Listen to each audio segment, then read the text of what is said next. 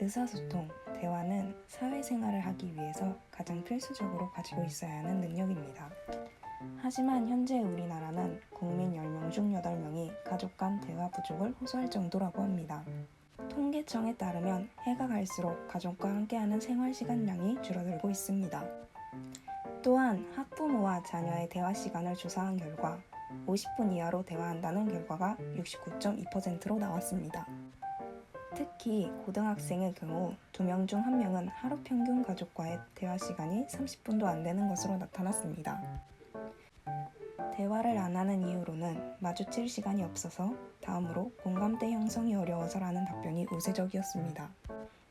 이에 부모와 자식 서로가 각자의 입장을 이해하지 못한다라는 답변에 20%가 긍정을 표했습니다.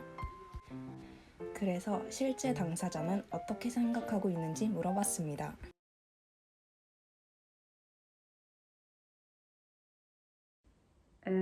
자주는 안 하는 편인 것 같아요. 바쁘면 일주일 동안 안 할 때도 있어요. 연락은 엄마가 먼저 저한테 전화를 주시는 것 같아요. 엄마랑 제일 많이 하는 편이에요. 학교 생활도 바쁘니까 안 하고 넘어갈 때도 있고, 아빠랑은 특히 할 얘기가 별로 없어서 잘 안 하게 되는 것 같아요. 당연히 있죠. 대학교 와서 따로 사니까 지금은 그나마 나은 편인데, 아빠 말투가 드세서 스트레스도 많이 받고 여러 번 그 문제로 싸운 적도 있는데 고쳐지지 않아서 힘들더라고요.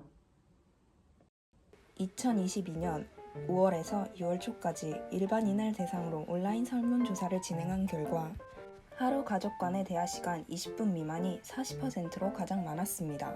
가족과 대화하지 않는다면 그 이유에 대해서는 마주치는 시간이 없다, 혼자만의 시간을 가지고 싶다, 공감대가 적다, 말이 통하지 않는다라는 답변을 받을 수 있었습니다. 가족 간의 교류에서 가장 활발하게 교류한 사람은 엄마, 아빠, 여자 가족, 남자 가족 순이었으나 엄마와 아빠의 비율 차이가 2배 가까이 되었습니다. 가족의 행동이나 언사 때문에 힘들거나 짜증났던 경험이 있나요? 라는 질문에 76%가 예라고 응했습니다. 무슨 상황이었냐는 답변에는 주로 습관적 말투, 나쁜 언어 습관, 의사표현 무시에 집중되는 모습을 보였습니다. 마지막으로 가족의 언행이나 행동으로 상처를 받았던 상황이 가족이 자신에게 조심해줬으면 하는 부분으로 나타나는 경우가 많았습니다. 그래서 가족 간의 어떤 친밀감, 그리고 유대감, 그리고 가족 간의 어떤 서로에 대한 연대감, 그런 것들을 높이기 위해서는 의사소통만한 게 없다라는 거. 가족 간의 의사소통이 잘 된다는 거는 타인과의, 가족 이외의 사람들하고도 원만한 관계를 형성할 수 있는 굉장히 중요한 기초 기술이 되겠죠. 그렇죠. 다른 사람, 가족 외의 사람들하고도 관계를 잘 맺을 수 있는 중요한 기초가 되기 때문에 가족 내에서의 의사소통, 그래서 중요할 것 같아요. 가족을 위해서도, 내가 가족 밖에 있을 때라도 가족 간의 의사소통을 원만하게 잘 한다는 거는 중요할 것 같다라는 거. 가족 간의 의사소통, 대화를 하라는 게 가족 간의 의견 일치를 보라라는 게 아니에요. 의견 일치가 목적이 아니에요. 만장일치가 가족 간의 목표가, 의사소통의 목표가 되지 않는다라는 거. 그래서 그럴 수도 있어, 저럴 수도 있어 라고 해서 서로 이렇게 들어줘야 되는데, 그러지 못할 거라는 거죠. 이 아빠라는 사람은 가부장적인 성격이었다고 한다면 그러면 이 가족은 포기해야 되냐? 그게 아니고 다른 사람이 다른 의견을 가지고 있다라는 거에 대해서 받아들이는 것도 연습이 필요해요. 그리고 두 번째는 잘못된 의사소통 방식은 어떤 것들이 있을까? 내가 하는 말의 주제하고 다르게 자꾸 의사소통을 하려고 하는 경우가 있는데, 이 사람이 내 열쇠 어디다 뒀지? 라고 찾을 때가 있어요. 내 열쇠 어디 있지? 라고 했는데 갑자기 그러길래 누가 맨날 그렇게 아무데나 놓고 다니래? 하고서는 엉뚱한 방향으로 내려오는 거야. 사선으로. 이게 뭐가 되겠어요? 부부간에 제일 많이 쓰이겠지. 부모 자녀간에도 그렇고. 그리고 부모님들은 알려줘야 되는 거라든지 꼭 쓸데있는 말만 해야 되는 게 의사소통이라고 생각을 해요. 감정을 공유할 줄 모르고, 감정 공유를 할 줄 모르고 단지 부모는 뭘 알려줘야만 하는 사람, 훈육을 해야 되는 사람이라고 생각을 하는 거고, 자녀들은 뭔가 원할 때만 이야기. 근데 솔직히 부모 자녀 관계에서 자녀만의 문제 있는 경우는 거의 없어요. 첫 번째는 경청일 것 같아요. 경청. 어려워요. 경청이. 이야기를 먼저 들어주는 것부터가 의사소통의 시작이거든요. 의사소통의 시작이 말을 하면서부터가 내가 하고 싶은 말 하고 하면서 의사소통을 하는 게 아니고, 이야기를 듣는 것부터가 의사소통 시작인데, 사람들은 의사소통하라고 그러면 말부터 막 나가려고 하죠. 두 번째는 공감해 주는 거. 어려워요. 공감은 상대방이 느끼는 감정을 나도 똑같은 입장이었으면 한번 느껴보는 거예요. 판단은 하는 게 아니에요. 공감은 상대방의 어떤 행동이나 생각을 판단하는 게 아니에요. 같이 판단하는 게 아니고 상대방이 느끼는 걸 내가 다시 한번 느껴주는 것.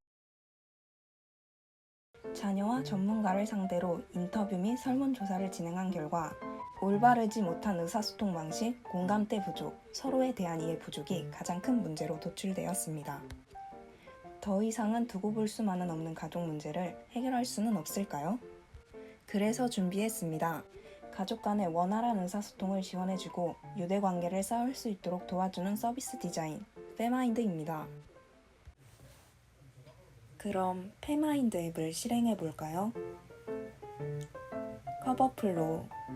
페마인드 앱을 실행하면 페마인드의 활용을 도와주는 커버플로우가 등장합니다. 로그인.